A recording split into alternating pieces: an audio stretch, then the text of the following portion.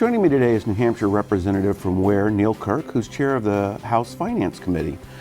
Neal, great to be here. Great to have you here. It's a pleasure to be here, John. I always enjoy these conversations. So we always start out the first of the year with an interview from you to talk about what's going to happen in this case, the biennium, because we're dealing with a budget, and other issues that we can look forward to in this legislative session. Every 2 years, the state does a budget. And every 2 years, we struggle to find the money to fund the things we would like to do. It's not champagne tastes and a beer pocketbook, but a question of prioritizing those things that are important to people in New Hampshire and figuring out how to pay for them.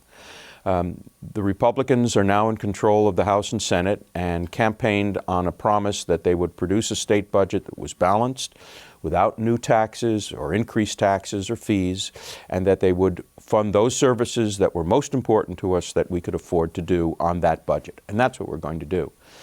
And that means prioritizing, taking some programs and deciding they're not as effective or as important as other programs, and putting our money to the best use that we can to provide the most services to the people who most need them.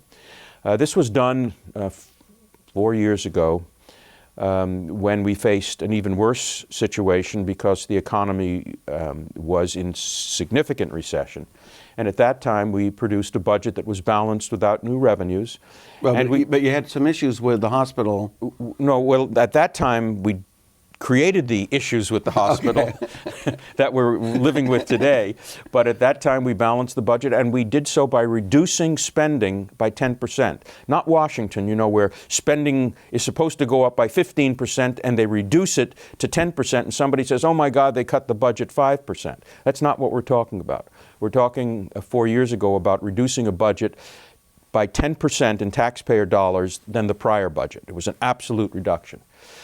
We have the courage to do this, and I think it's to a large extent throughout the legislature, not just among Republicans, because we recognize that we are a fiscally responsible state. It's not a constitutional requirement to have a balanced budget.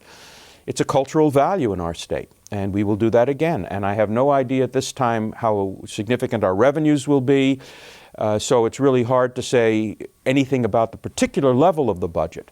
But I can tell you that at the end of the day, the budget will be balanced, and at least leaving the House, and there will be no new taxes or fees to pay for it. So let's talk a little bit about this year's ending budget. There's some reports I've heard that we may not end the year in a surplus. Do you think we're going to end this biennium with a balanced budget? The short answer is most likely yes. There is an estimate at this point, and it's in fluctuation, that there will be a shortfall in the current 2-year budget of somewhere between $30 and $60 million. Now, that assumes that it's not because the revenues came in short. The revenues are right on target.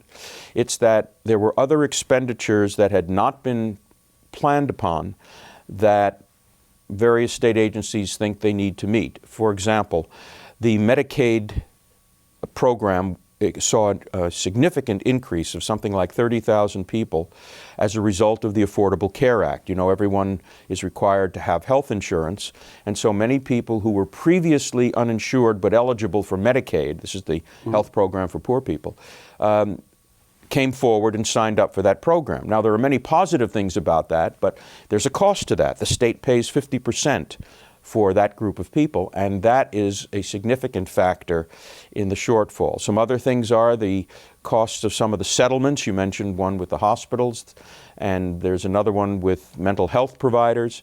And so those are the major factors that are driving this deficit.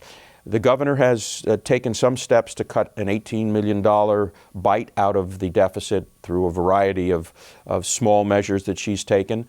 And in the next couple of weeks, I believe the legislature will see some other proposals before it that may require legislative action. At the end of the day, I expect the budget to be balanced, but it will require it may require some difficult decisions, let's put it that way. We're at the end of the biennium. I mean, is another 5 months. Yeah, but it's not a lot of time to make the ends come together. Hopefully you get a positive variance in revenue from the forecast. We certainly hope so. So we don't have too much time in there, but we will have a balanced budget.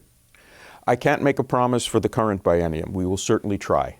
What happens But for the next biennium, the one for which the new legislature with is a balance. responsible, we will balance that budget. What happens if you don't balance? What happens? Nothing really happens. The world doesn't come to an end. The finances of the system don't go to hell in a handbasket. Bills are paid, and we carry over that deficit. And therefore, if we cannot balance the budget this year, the first thing that we will do in crafting the next state budget is to figure out how to pay the bills that remain unpaid. That is, the checks will have been issued because there's cash in the Treasury, but we have to restore that money, and we will do that. Okay, well, we're out of time in this segment.